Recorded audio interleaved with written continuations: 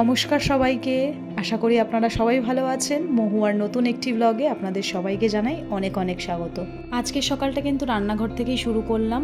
এসেই চা বসিয়ে দিয়েছি। রোজ একজনের জন্য চা করি, আজকে দুজনের জন্য চা বানাচ্ছি। আমি অজয়ের জন্য একটু লেবু চা বানাচ্ছি। ও বেসিক্যালি চা খায় না, কিন্তু আজকে মাথাটা খুব ধরেছে বলে বললো একটু লেবু চা করে দাও, তাই আজকে ওর জন্য একটু চা বানালাম। আর আমি লেবু চাটা পছন্দ করি না, পার্সোনালি আমার খুব একটা ভালো লাগে না, তাই আমার নর্মাল চা।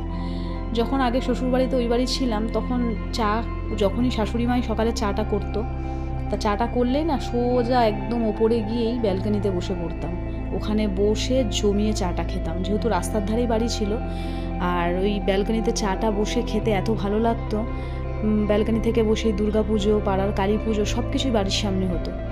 আর আজকে এমন একটা জায়গায় রয়েছি একদমই ভেতরে, মানে কিছুই ভালো লাগে না জানো তো। যখন মনে পড়ে যে কোথায় ছিলাম, কোথায় চলে এলাম। হ্যাঁ, বাড়ি হচ্ছে, আবার যেখানে বাড়ি সেখানেই হচ্ছে, কিন্তু জানি না কবে কমপ্লিট হবে, কবে যাব। 1.5 বছর প্রায় হলো এখানে ভাড়া রয়েছি। মাঝে মধ্যে যখন চিন্তা করি তখন আর ভালো লাগে না। তো যাক, বেশিক্ষণ চিন্তা ভাবনা করে কাজ নেই। যত চিন্তা করব ততই মন খারাপ হবে, তাই চিন্তা করে লাভ নেই। যখন যেটা হওয়ার তখন সেটা হবে।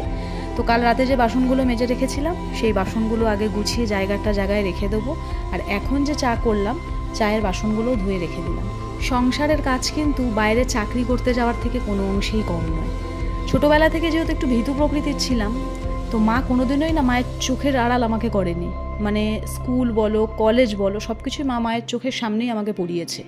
আর বিয়ের পরে অজয় কখনোই চাইনি, আমার হাজব্যান্ড কোনোদিনই চাইনি যে আমি বাইরে জব করি। ও পার্সোনালি পছন্দ করে না বাইরে জব করতে যাওয়াটা। ও আমাকে বলতো তুমি বাড়িতে টিউশনই করো, বাড়িতে স্টুডেন্ট পড়াও, কিন্তু বাইরে আমি জব করতে দিতে তোমাকে পারবো না, কারণ ও পার্সোনালি ওটা পছন্দ করে না। তো এই নিয়ে ওর সাথে অনেকবার আমার ঝগড়াঝাটি, অশান্তি হয়েছে।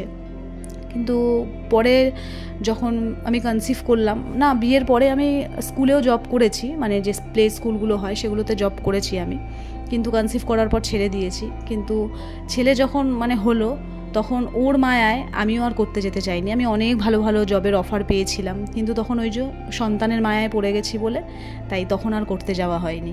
অজয় সবসময় আমাকে একটা কথা বলতো, ইভেন এখনও বলে, যে আমি যখন তোমার ইচ্ছে পূরণ করতে পারবো না, তোমাকে খাওয়াতে পড়াতে পারবো না, তোমার কোনো দিকে কোনো কিছু ত্রুটি থাকবে, তো তখন তুমি বাইরে জব করতে যেও। এখন তো তোমার সব কিছু আমি ফুলফিল করছি, তাই তুমি সেটা নিয়ে ভেবো না। তাই এখন আর সেসব নিয়ে ভাবি না। তো তারপরে এই ইউটিউবের কথা ভাবা, ইউটিউব করব, ঘরে বসে ভিডিও করব। কাজ করার পরে যে বাদবাকি সময়টা থাকে তো তখনই ভিডিও করি, তো সেটা নিয়েই করা। তো মাঝে মধ্যে জানো তো সংসারের কাজ, এই ভিডিও বানানো নিয়ে অনেকটা সমস্যা হয়ে যায়, অনেকটা চাপের হয়ে যায়, ডিফিকাল্ট হয়ে যায় ব্যাপারটা। আর জানো তো যে আমরা যারা ইউটিউবে ভিডিও বানাই, ব্যাপারটা কিন্তু অতটাও সোজা নয়।